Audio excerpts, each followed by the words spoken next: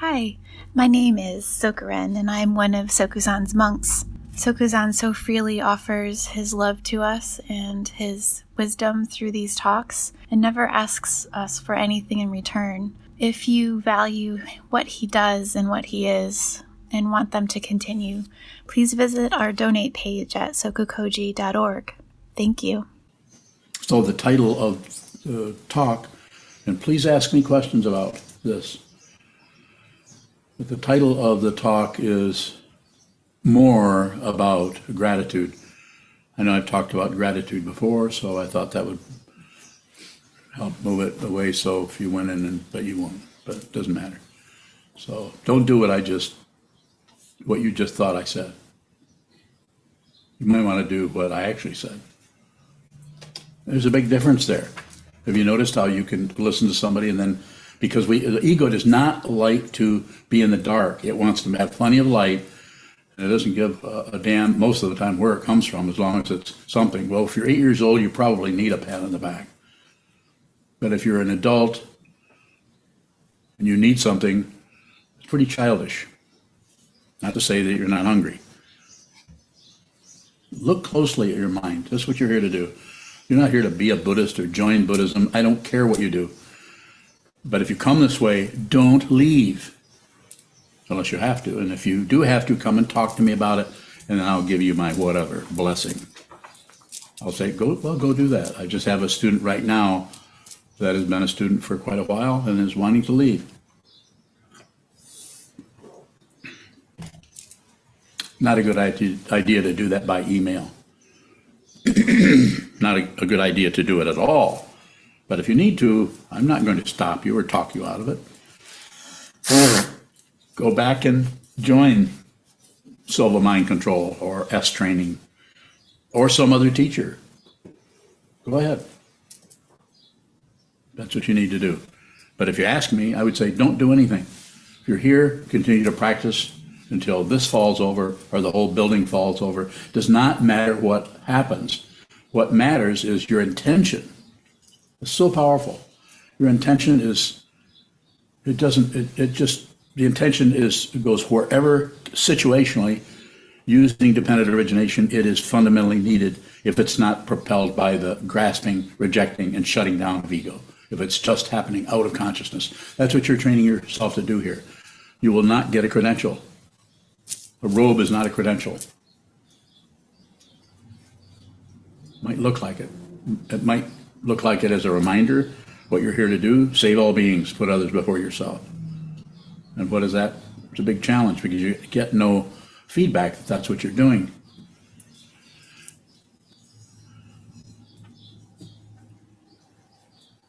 So gratitude I can go through the things that I've talked about before. Just grateful to have a precious human birth.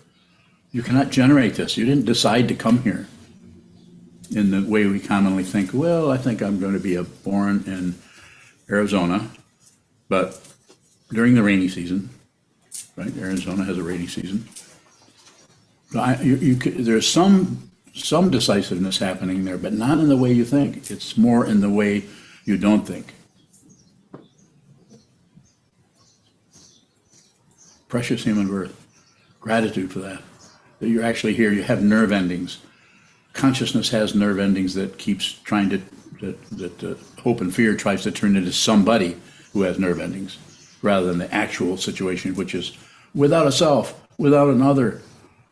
The duality you're looking at is the illusion. This will not go away. Suddenly everything is an illusion, like you're tripping on acid or something. It's worse than that. If you want to find out what's going on here, go back to the First Noble Truth. The Buddha said that, and then he thought, well, I better explain it a little bit. But life is suffering. That's all you need to think about, reflect on. Life is suffering. This is not nihilism. It's not pessimism. It just sucks. There are nerve endings everywhere. And the older you get, or possibly it happens before you're 12, you start to have physical pains of different kinds. And then some of those show up as a mental anguish or anxiety. And I'm saying to you now, as with as much emphasis as I can, be grateful for those feelings. Be grateful that you are alive enough to even receive feelings at all. That you can actually hear, smell, taste, touch, see. Even Sanho sees, maybe better than the rest of us. So nerve endings are not limited to just their particular function. Hearing just hears. No, hearing sees, smells, tastes, touch, thinks. Hearing doesn't literally think in the way the thought process does, but there's a lot going on there that is aligned with that which is producing thoughts or receiving thoughts, might be a better way of saying it. This is so complicated from the point of view of dependent origination, you can't really explain it. So therefore, what do? I tune into what that looks like and endeavor to convert as much as I can of what I'm seeing, what I'm receiving, that I have intense gratitude for, into words that possibly may help you to train your mind. You have to see it yourself. There's no propaganda other than, train your mind. But you don't have to do it with me. You can do it with someone else. Find somebody, if this doesn't make any sense, or if you can't align yourself with this, something is wrong, or too much of this, then go do something else. Unless you're a monk, or unless you're wearing a rock suit, then you should come and talk to me first before you do anything else. And what will I do? I'll release you. You might think I would try to make you stay here. I'm not interested in results. What am I interested in? From the relative point of view, intention, the intention to do something. And what is that? See the truth. See it yourself. But Buddhism has no corner on the truth. There are no corners in truth. It does not exist. If it exists, it's going away. It's relative. But if it non-exists, which is kind of a traditional way of talking about this, it non-exists. So the ego tries to find some kind of a handle or lever or button in that area where it can still participate, the self-centeredness. There is a participation. This has been called participation mystique, because there's a participation that doesn't hold up in a relative, in that kind of a courtroom.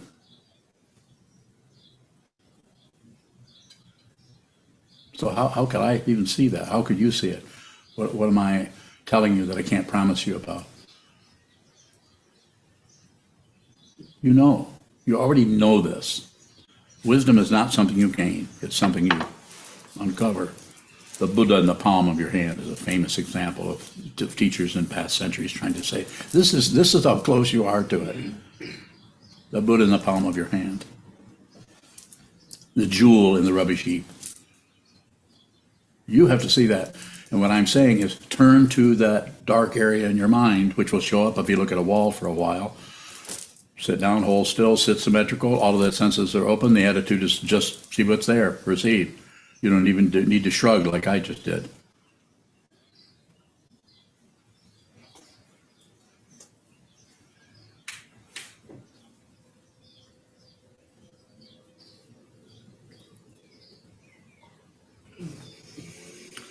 You may need to do this for a long time. You may need to find a wall, which is easy to find here. Find a space where nothing is happening. Excuse yourself from your relationship dynamic, whether it may be a child. They'll understand perhaps better than you might think. I need to go and meditate. Need to go and train my mind. Would be train my mind to see what is true. And how do you do that? You train your mind to. It's like an explorer. You're looking at a woods, at tree bark, and at branches and limbs, and dark areas and lighter areas, patches of sunlight coming through the trees. You're seeing that, and that you can be fooled by those patches. And then we think, well, that must be it because that's so bright and that's so green and that's so. Don't be fooled. Don't be seduced by the glow of the appearance of harmony, the appearance of balance, the appearance. This is all relative statements about something that You have to actually see it, and it's not a seeing with the eyes or the nose, tongue. It's not. It's a complete receiving. So that's why the training that I'm promoting or encouraging you to do is with the consciousness itself. It's not about believing in the five skandhas or that the five skandhas are not real, or that using the concepts to grasp onto something that helps secure you on the path. No, I'm saying go into that yourself. Do it a lot. Do it at home. Do it at the monastery. Do it on Zoom with other people who are sitting in what we referred to as real time.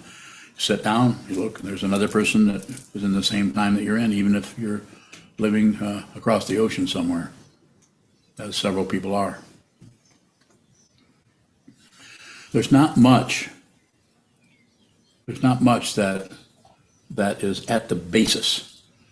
But when you sit down and look at the wall, that's the basis. And then you or me or any of us might continue to cover up with thoughts, what's commonly called discursive thought, just this and that. Or subconscious gossip was the word that Trungpa Rinpoche would use. It's just jabberwocky going on some level about this. And if you watch it or listen to it, it makes a little bit of relative sense and a little bit of nonsense and a little bit of wasting your time or what am I thinking about that for? As soon as you say, why am I thinking that, you've just covered up the very thing that you're trying to understand.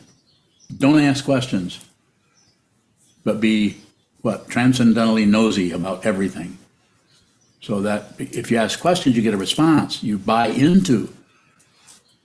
just like if I say, please ask me questions, you're not really buying into the relativity because I'm not functioning out of that, nor am I ignoring it. Therefore, when you ask me a question, I don't think things up. I don't even think about the response. It just starts to come out. Not because I'm so special, maybe the other way around, because I'm nobody. And so are you. You just don't know it yet. Especially if you're having any kind of grasping, any kind of opinion, any kind of pushing, pulling, shoving, whether it's happening with mental processes, backed up by thought processes, by analysis, by logic. And anything like that is like a reinforcement to that part of the consciousness that shows up as a self, as somebody who's succeeding, somebody who's failing, somebody who doesn't have a clue. All of those support a self that needs to be fixed or addressed or made better or covered up or on and on. Pardon me. Gratitude, grateful. One of when people have a lot of difficulty with something, it's just extremely painful or bothersome, or what. Sometimes I might recommend a teaching I heard from somewhere. I don't think I made it up, but these days I don't know what is made up and what isn't. But thank you very much. I have no complaints whatsoever. And right in the midst of, you do have complaints, but you just can't find anybody that's going to listen to them. You're tired of your own complaining mind. So thank you very much. You're just turning it around. It's like an internal Tonglen that doesn't go out and reach into try to pull in ghosts. Don't reach for ghosts. And I'm not against Tonglen, but just make sure you have a really good teacher there. Don't do it just free form. If your consciousness is porous, you can invite in energy that you are not ready to work with. How do I know that? I don't know it. I don't have to know it. I'm looking at it. It's like, how do you know you have a cup of coffee? I don't. The coffee knows. The cup knows. That sound knows. Ultimate nature has no reference point. There's not even a reference. There's a situational reference to the body. I drank some coffee. But you have no location anymore. There's no location of here, not that my body and yours too isn't in pain sometimes, and then you're drawn back. You need to pay attention to this. First noble truth is right here, how you feel. So receive that.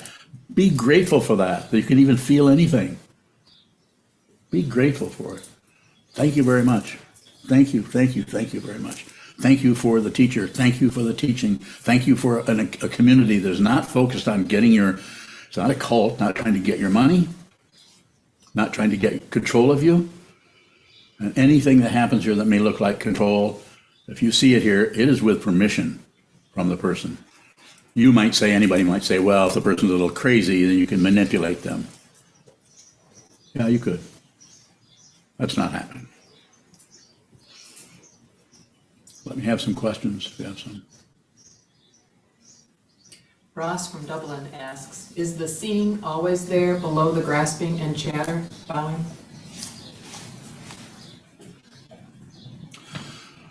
So as I understand your question, I am going to respond this way. It is the grasping and the chatter. It's not below it. It's not, you don't get that. You don't get that kind of help from ultimate truth. Ultimate truth is the shithole in the ground. Ultimate truth is the suffering. You have to see it. You have to see it. Just don't go to war with yourself or with anyone. Anybody you see that's causing you grief or whatever they're doing, this is a hell of a misunderstanding. That is the Buddha screaming at you, probably, because that's the only thing that can wake you up. Anything that occurs, if you're a student, anything that occurs is a teaching. If you're completely a student, anything that the teacher says is a teaching. Anything the teacher does is a teaching. It's not that the teacher, because of his or her or their what they're dealing with their even being a teacher or even being awake, maybe completely awake, maybe not completely awake, maybe partially awake enough that they think they can teach. Not a good idea. If you think you can teach, don't do it. Don't teach unless you absolutely have to, unless you're forced into it. What do I mean by that? I'm saying causes and conditions will come and put you in that situation. And then you'll see, like, people will ask you to teach, but that's not always validation. That might be so that you can see that you're not really ready to teach yet. Because you get up there and, uh-oh. Probably wouldn't say uh-oh.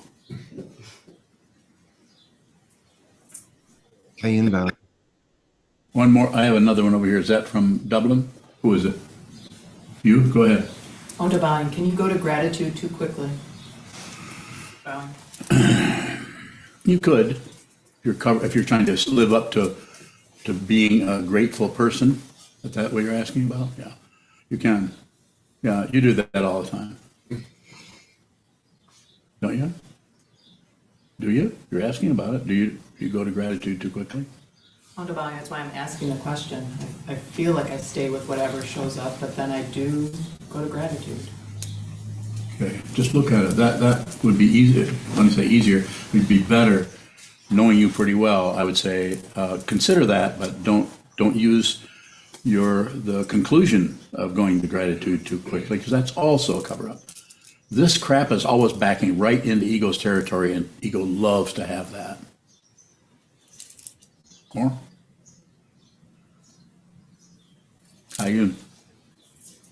Kayan bowing. My question was similar in wondering how we work with gratitude without abandoning the suffering for a God realm. Bowing. It's very difficult to see, but it's no praise, no blame. No one thing needs praise or even gets praise, and no one thing gets the blame. So use those concepts to help you, give you a little bit of a substrate underneath what it is you're trying to work with there. If you can rephrase that question or paraphrase it in some way, I probably can take it in another direction that isn't just no praise, no blame. There's another area that's swirling around there. Help me find it. Ask me. How can I be grateful without trying to make a story out of gratitude? Bowing. So it looks like there's too much energy or not enough energy in the intention and too much in that searching to see if you're being grateful or not. So there's a little ego's trying to make sure that I am grateful. I am really being more grateful. I'm surrendering myself to the guru or whatever word, teacher, teaching. So it seems to be the difficult area to look into is the intention, because it's like a black hole. It's just like darkness. Like I can't see. Why would I stay here? I'm getting no reference points at all. So, and that is a good question. Don't maintain that. Return to it. Return to the wall. Return to the awareness. And then part of the situation is to watch your attention fade. Not watch your attention hang on and be really, really aware. So you're really aware of everything. It's to watch the failure of it. This is a way, personal way of tuning into the First Noble Truth. Life is suffering. It's really hard. It's hard for you, hard for me. The whole world is just tearing itself apart in different ways, and it's doing it in slow motion. It's like watching an avalanche. So it may feel good to the ego to get in there and donate yourself to the avalanche. I will help stop the avalanche. Don't be heroic. If you want to be heroic, then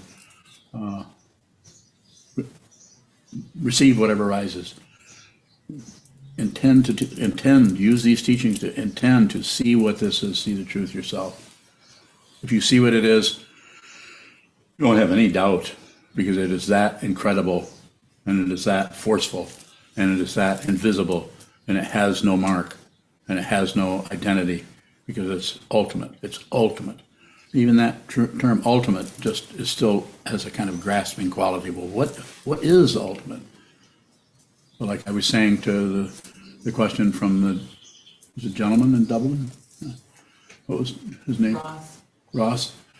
Responded that what you're looking for is right in the darkness. Because if you take a couple of concepts and think about this for a moment, reflect on it. Non-dual, if there's not two things anywhere, then everything would have to be the Buddha. Everything would have to be the truth, awakening. And not all humans, not all bits of consciousness that are showing up as a human manifestation are going to see this. And I'm not condemning anybody to anything, but probably going down.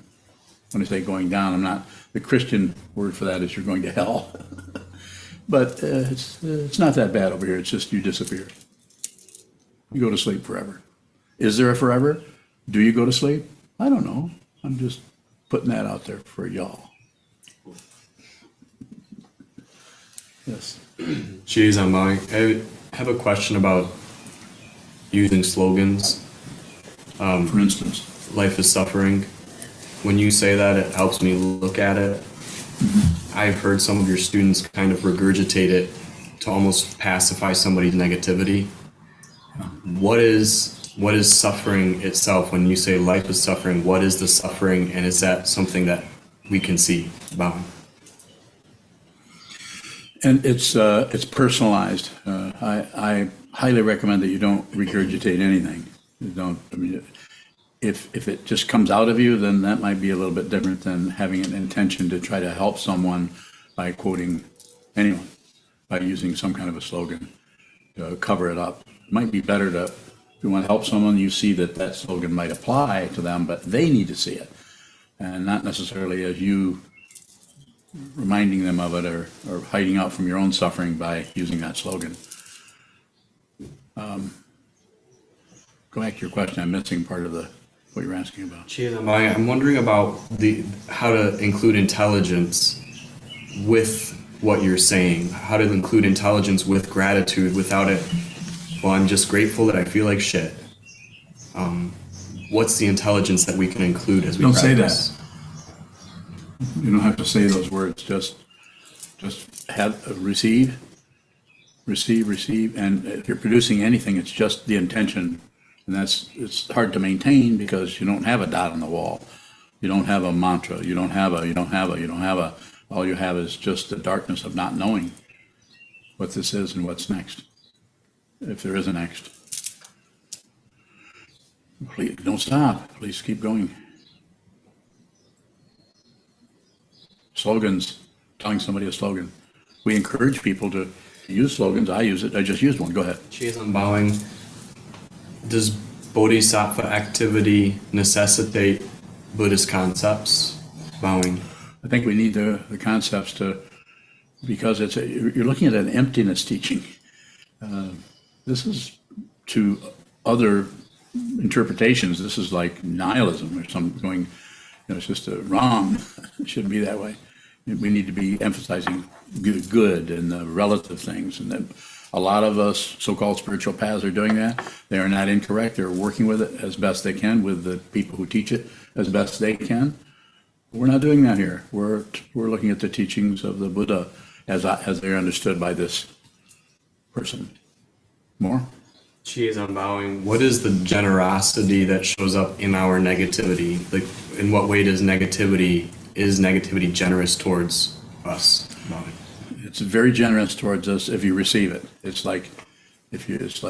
not, you can actually receive a gift even though it doesn't smell very good. You just receive everything in this world. This doesn't mean put up with anybody's bullshit. Because I've gone into that several times. If you're there and you're practicing and your intention is to see the truth and your intention is to help other people without meddling with them or manipulating them or correcting someone who's especially someone who is a Sangha member or a fellow practitioner who is, you can see if you look at them, talk to them, they're probably working with their understanding of their mind and of the truth and of the Buddhist teachings as well as they can for any given time. So just meet them in that rather than correct them or tell them to, I don't know what this one that you thought, be with all things or whatever it may be, all those slogans. And those are meant to help us, but they're not, as Coben said to me many years ago, you don't take the precepts, you observe them. So that was hard to hear from him because I wanted him to like me. Go ahead. Cheers, I'm bowing. Is receiving our negativity something that we can recognize? Bowing. Yes, there's no special mark or there's no special indication that we're doing that, but whatever feeling arises in your mind stream, just receive it. Just have the feeling. You don't have to perpetuate it or look around so you can feel bad. But if the emotions or the feelings, and there may be several different kinds of thoughts that are attendant on that feeling, that are kind of supporting it, just look at them. If you just watch whatever is relatively supporting anything else, it won't last. It can't because of when I say because, it's because of the understanding that comes with seeing that everything that arises is going down. The most horrible feeling, but it will persist if you fiddle with it or fight with it or blame someone. It will stay there and give you grief, possibly for lifetimes. But now's the time. You're here, you're listening to these words. Train your mind. Get to the wall as much of all the activity. And I'm also about talking to the teacher as we're doing here, listening to the teacher as we're doing here, listening to the Dharma. Hopefully that's being presented. When I say hopefully, I'm doing what I can with it as I understand it. And also Sangha. Look at all the community we have here of 60, 70 people, maybe something 60. But it's not a lot, but everyone's here. We're looking at this together, and you're being encouraged to not do what I say, or I'm not here to order you around. I'm going to function like some kind of a mob boss. But I'm just recommending that you train your mind, see what this is yourself so you can see it. And it can take the rest of your life to do that, and it most likely will. Dr. Hirsch. Mark, bowing. You might have just answered this question from Sokuzan, but is there some sort of lesson I'm supposed to learn from being resentful of somebody? Bowing. As a it would depend on where how you're working with your mind. There are different ways of responding to that, and the way just knowing you a little bit, maybe knowing you quite a lot. I would say don't do anything with it. Just be aware of the resentment and notice the tone of the resentment. See if you can get the shape or the texture of the resentment, how that feels. In other words, there's a willingness to feel worse because your curiosity about what that is, is so strong that you're willing to actually feel worse in order to understand more deeply what that is. This is a technical word for that in the teachings is prajna, the wisdom that begins to see through the polarity of me, what I'm resentment about, and who I'm resentful of, the otherness of it. And how the way you do that is to go into the difficulty, not to cover it up or to explain it or to lecture yourself about it. So, Sorry. it's all right. Mark Bowing, I'm trying not to try to make it go away, but today's my anniversary, and I caught sight of Happy anniversary. I caught sight of somebody, and I just felt it rise up in me. And Yeah. thank you. So You just, thank you, and be grateful. Coming back to the gratitude, have gratitude that the raw form of the negativity can come right in with the story. It might be following right behind how you were treated or what somebody did to you. That's okay. That can come in too. But first, feel the raw energy, the scrapiness of it in your mind stream. It hurts. It is the first noble truth, as close as you're going to get to it until you finally are not separate from the first noble truth. And that's when there's no more personhood. You're gone. You've vanished. But yeah, you've gone nowhere. The reason I use the word vanished is because you see that you're no longer real. Who you are is unreal. It has no substance. It has no substantiality as a living being who needs protecting, or who needs to be believed, or who needs to be a teacher, or who needs to be a student. Needs. No demands. They're gone. No demander.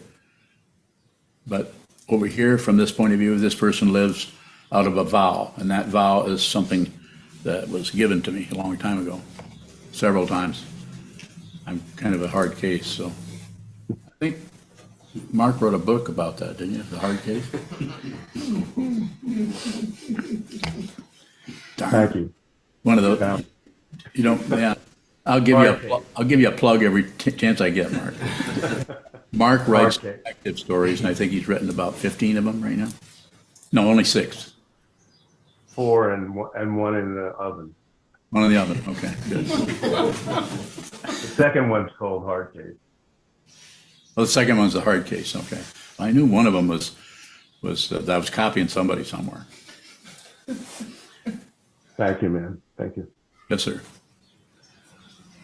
Yes, sir. Paushan Bowing, can we go to gratitude purely without it becoming a manipulation of what we're receiving? Bowing. I think that's what the you're wearing a rock suit, so I assume you do some prostrating to the 3 jewels. So that's a way of it's just a form that you do it. You do it over and over and over until the prostrator person, that person disappears. What is being prostrated to disappears, and there's just this. There's just this. You could call that generosity. There is just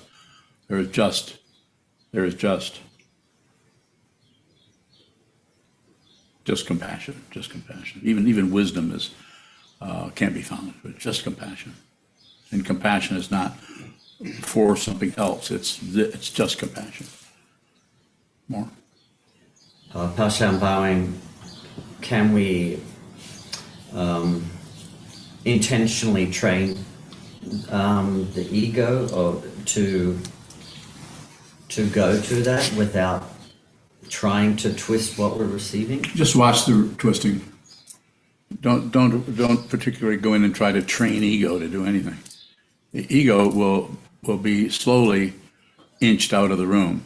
You could say it that way. On the other hand, that's how it feels to do it. You feel less and less egotistical to go along until you realize the ego is unreal. So then ego comes rushing back in with its message of, and then you can listen to it.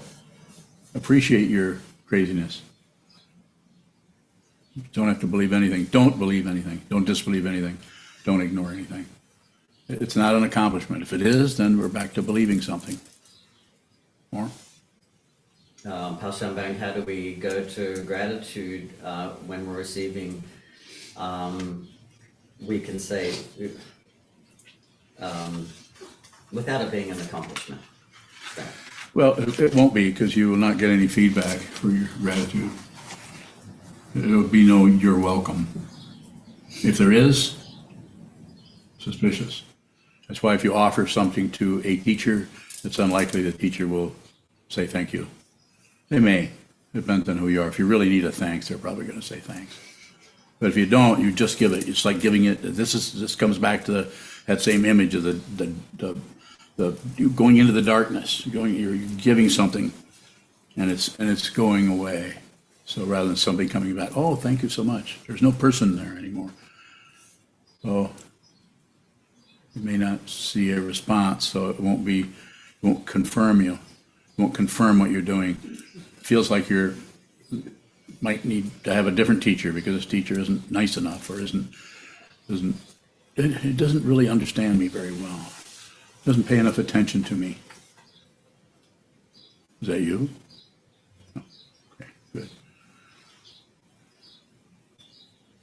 Pastor Bank, how do we go to gratitude and not give ourselves that pat on the back? Just look at the need for a pat on the back. Don't get rid of anything. Just notice that you want a little bit of that attention.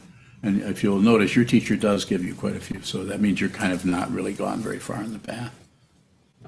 Thank you. You're welcome. The rest of you that don't get any gratitude from me at all are pretty accomplished. It's an interesting area, though, where you can actually look at when you do something for someone, if there's kind of this feeling, well, aren't you going to say thanks? Or it's a very interesting area, not that you have to function in a particular way. It's always, as I said, hundreds of times, thousands of times, it is about the awareness of this, not about what it is. It's just the awareness of it. Because eventually, if you keep going, you're going to transcend all forms. You're going to transcend every form, the human form, the thought form. Transcend, which means go beyond. But not exactly go beyond. That's a relative word that talks about it. What it actually is, you're not separate from anything. You begin to see it.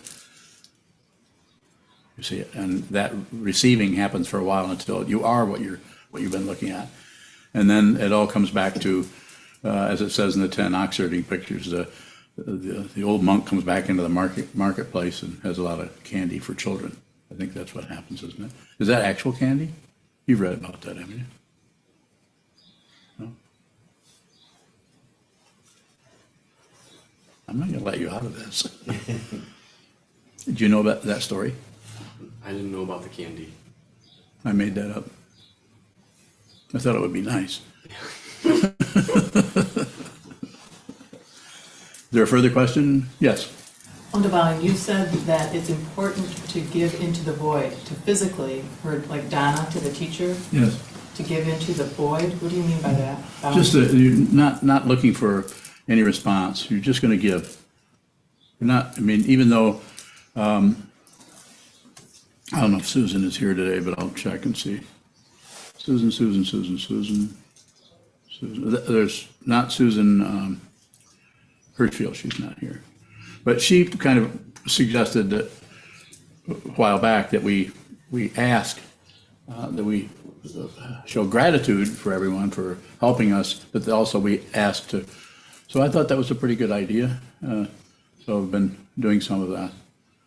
But it's a relative situation we have where that's why I say don't go, even though you see that the world is coming apart, don't rush into the middle of the landslide. You may appear like a hero to yourself or to others, but that's a mess in there. And there's no intelligence happening here. Find an area where you can actually work with the negativity. And where? Not this old man, but you sit down. You're not asked to believe anything, join anything. There are no dues other than we need help.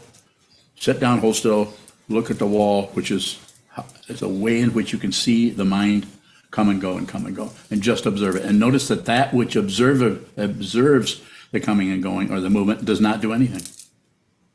Space doesn't do anything. And you're slowly changing your allegiance over from what arises is good, and what you want to get rid of is bad.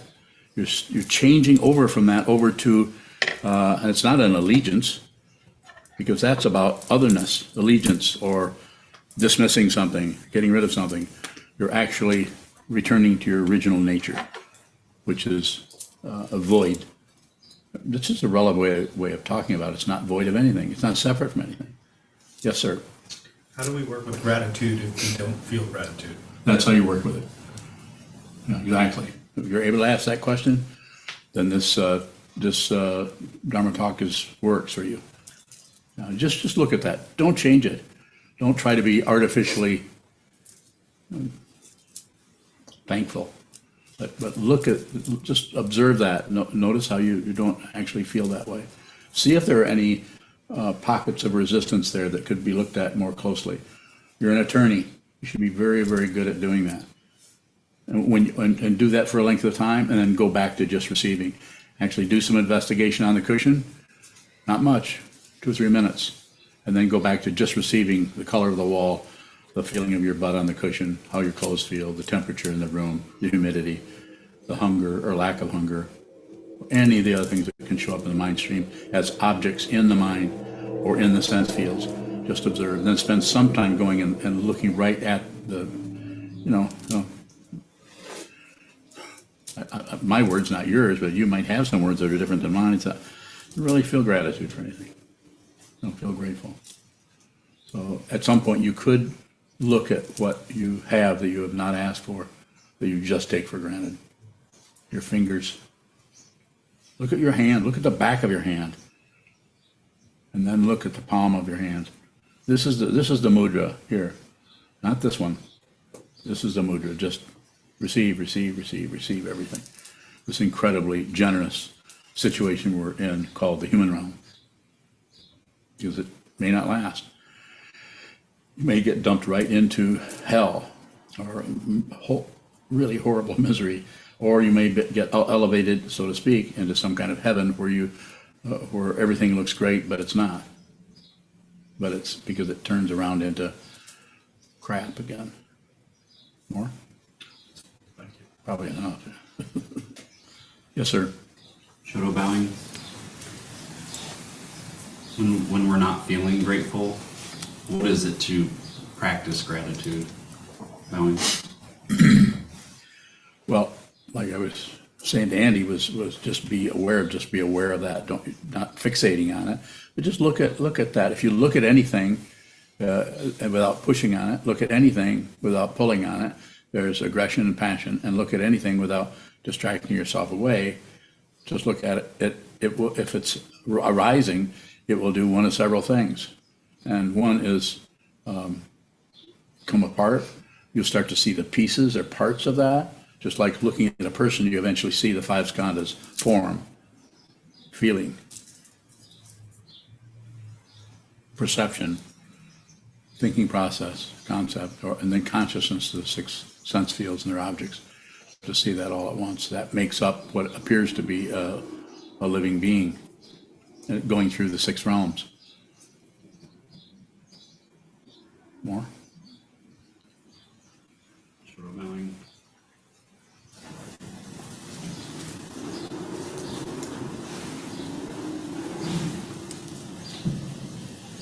Is there an intention with gratitude, bowing? Yes, the intention is to be grateful. Everything is happening here.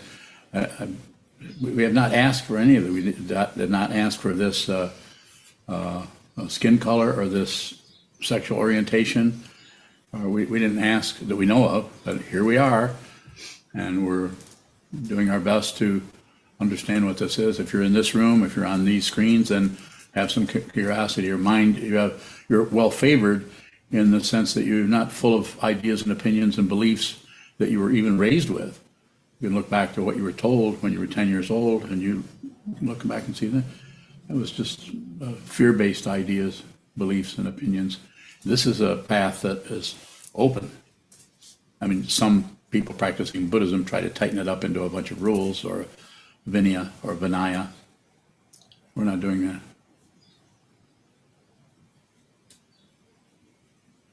Were you the person asking me the question? What was it? Shoto bowing. I was asking if there was an intention with gratitude. Yes. See the truth. Even gratitude is just path quality. Eventually, there isn't even any gratitude because you're not separate from anything anymore. So therefore, there is no fluctuation there unless somebody brings you the fluctuation in the form of their misery. They're being upset or they're being confused. And then you do your best with their permission to help them, which probably is going to be, if it's from this direction, it would be see the truth, practice. Go ahead. Show of bowing. Is receiving the same thing as gratitude? Bowing.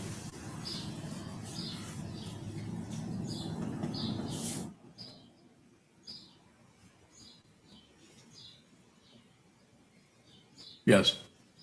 There's some differences in there, but it would depend on, I could say generally, yes, just receive, give your attention. That's your part of the,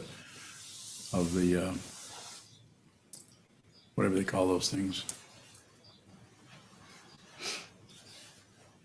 What do they call those things? Formulas?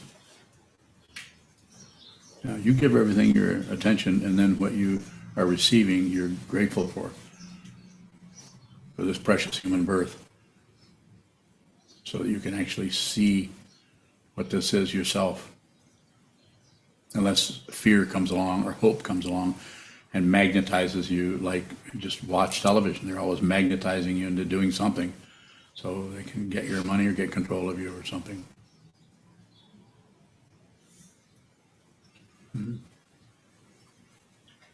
Bowing, when we're giving to the teacher, are we expressing gratitude, bowing? And paying the bills. What do you mean? Bowing, you said for us here to physically giving you dana Yeah. is important. Some of that needs to happen, in order to keep this situation going. So, what is it you want to know? Bowing, I was wondering if that gesture or standing in front of the teacher is a way to generate, I guess, gratitude. Yes. Repetition. Everyone's working with that in a different way. And this teacher endeavors to meet each person where they're at wherever they're at in their life and their relationships, help people where they're at rather than try to get all the people who are monks here to mind me, like I'm some kind of a dictator or something. More?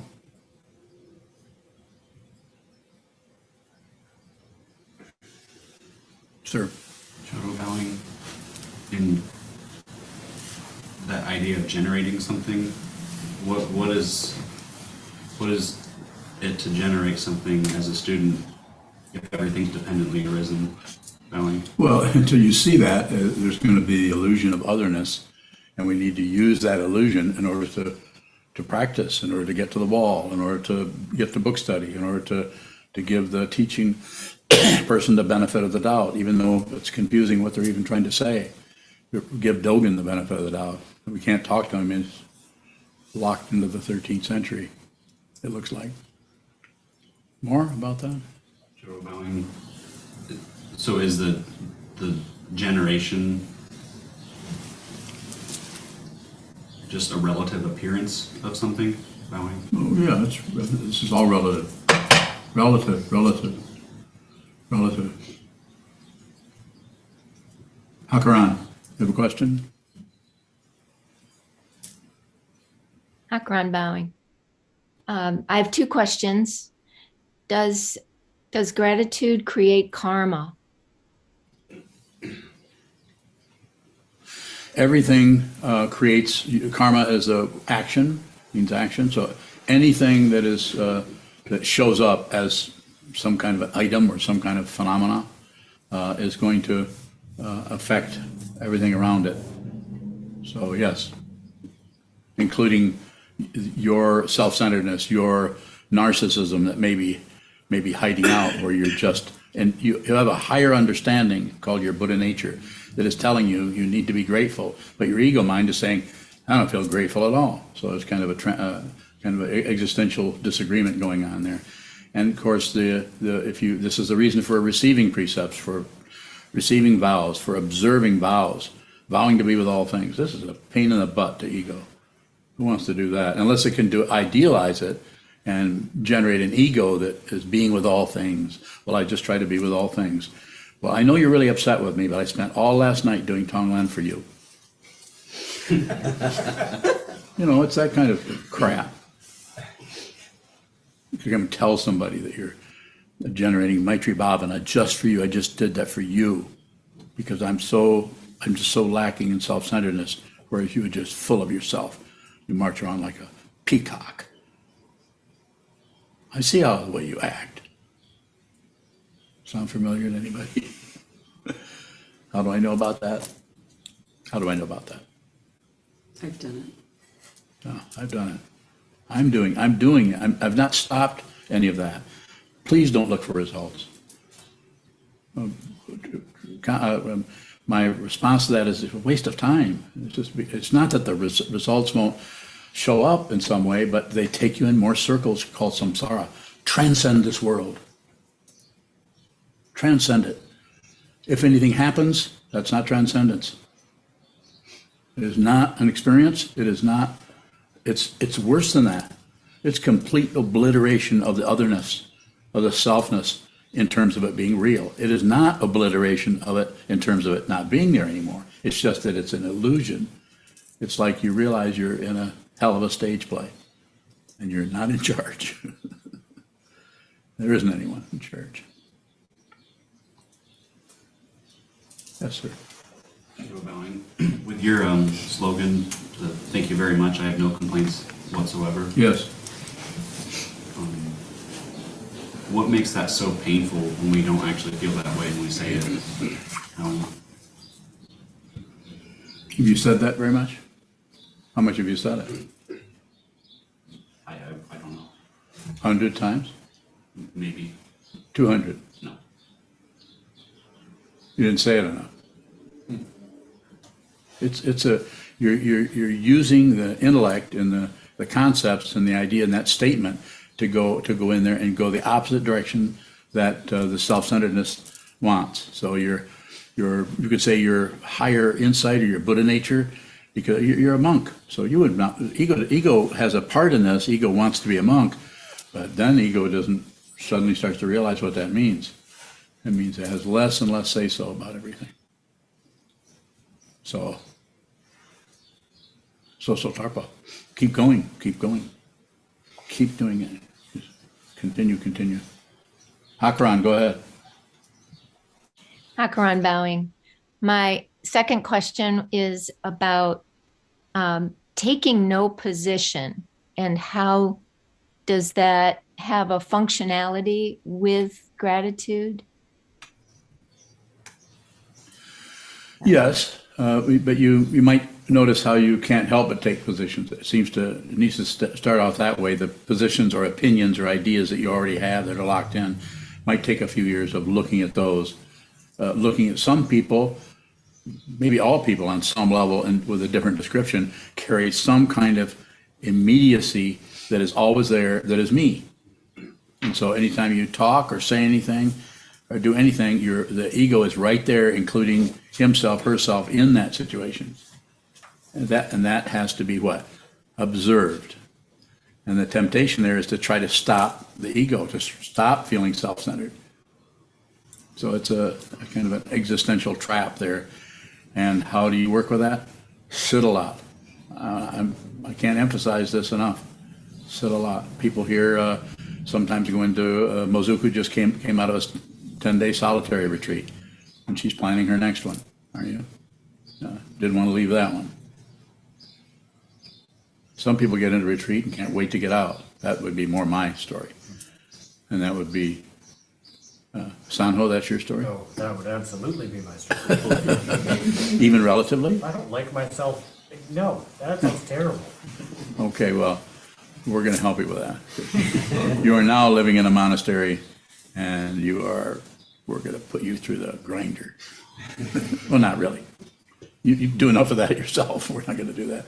But you're in a good spot. So glad to help you. Sanho just moved from, where were you at? Oklahoma. Oklahoma. And now he's in, where are we at? Twining Vines. Twining Vines. He's in a really good apartment, about 50 paces from the Zendo. Go ahead. Shinji from London, it asks, what generates receptivity, openness?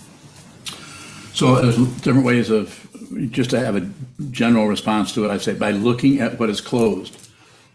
So looking at the closed rather than try to generate openness. There's some practices that do that too. Thank you very much. I have no complaints whatsoever. And bowing, using your body, either prostrate fully, half prostration, full prostration, and say, thank you very much. I have no complaints whatsoever. At the same time, you do have complaints. That would be trying to generate some openness. And then from the point of view of the question, the way the question seems to be asked, I would say just looking at what is closed, and that would be a Dharma gate or a Dharma door. More? Where are they? Where are they? London? London, London, Ontario, UK. UK. Yeah, I'm okay. You okay? Okay. Okay. Any? I could take another question. Go ahead. Oh, that's right, Sano. Did you just I like point the at me? eyebrow. All right, George W. Go for it. Sanho bowing. And I wonder, for Yes. those of us who our brains are full of complaints, Yes. is there a teaching about gratitude and being full of complaints? Sanho bowing. So I feel that it's a little bit different for everyone, but the way you're asking the question, I would just say, stop trying to get rid of the negativity and the complaints and look at the complaints and have gratitude that you can even see them. You're no longer shoving them under the carpet where you don't even know you have a complaint, but it's manifesting when you're in a relationship with somebody else is not being very considerate of them or being a little bit sarcastic with them. That's the way that stuff sneaks out onto other. It isn't like we are directly blaming someone, but when we talk to somebody, if we're covering up the difficulty with whatever concepts or conclusions, then it sneaks out and it gets in our finger pointing.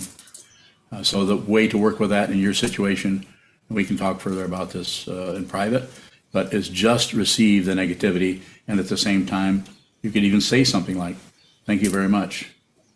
I have no complaints whatsoever. At the same time, right in the background, you hear the rumbling of that other part of the consciousness. So we're actually working with what could be called kind of a schizophrenic part of the brain. But if you're aware that negativity or that polarity is happening, not exactly schizophrenic. It's awareness about the duality that is showing up in a way that is controversial and is painful, and it looks like it needs to be solved. But the awareness teaching, and the teaching of Shikantaza and the teaching the way I present these teachings is just to be aware of it, because it cannot last. If you fight with it, it will get a credit. It will get a credential for your pushing. It must be something, so it gets to push back. But if you just watch the circularity, just watch the merry-go-round and just observe that feeling in your gut, in your heart, in your mind, that spinning. I know you know what I'm talking about. Just look at it. Just receive it. Just feel it. Feel it all the way to your feet. So, yes, receive. Produce as little as possible, but if the production comes out of some kind of irritation or anger or negative thoughts, just watch them. They're like birds flying out of a barn. Don't do anything with them. You just hear them flip, flop, flop, flop. Hear their wings beat, and they don't. It doesn't last if you just receive it. I'm using auditory because I think that might be your favorite work, since you have now developed sonar. I know that. Is that true? Yes. Good. He shook his head yes. Further question? Sano? Not right now. Okay. Thank you. Thank you. Okay, we should close, I guess, since we're down to the edge of the railing. I want to ask you to help us expand, protect, bring energy into this mandala. So if you can go to the website, the donate page, and help us, if you can. And if you would like to see these teachings continue.